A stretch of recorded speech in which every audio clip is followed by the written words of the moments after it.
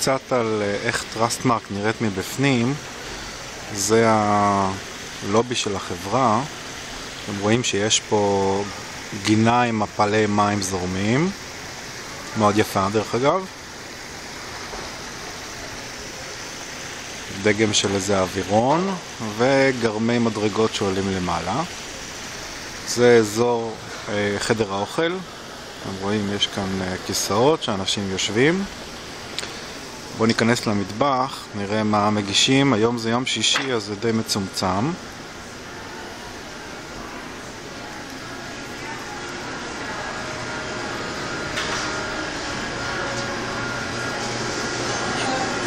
השף מגיש לאנשים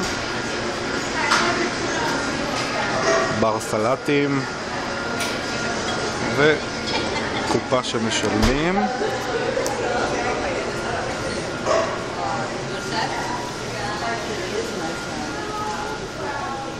אוקיי, בואו נראה איפה המשרד שבו אני נמצא.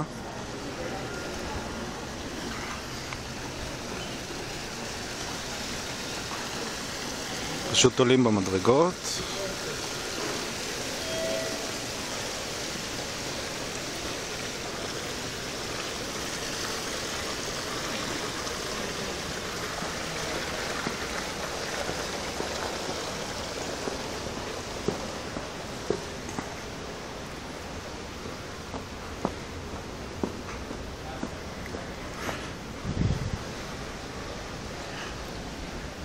ונכנסים לפרוזדור הזה פה.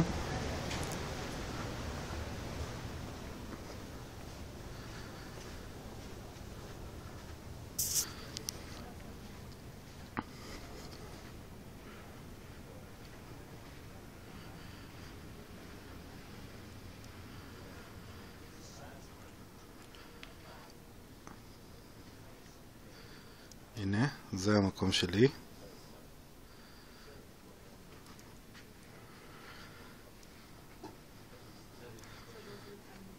פה אני יושב, מבולגן כרגיל, כמו בישראל.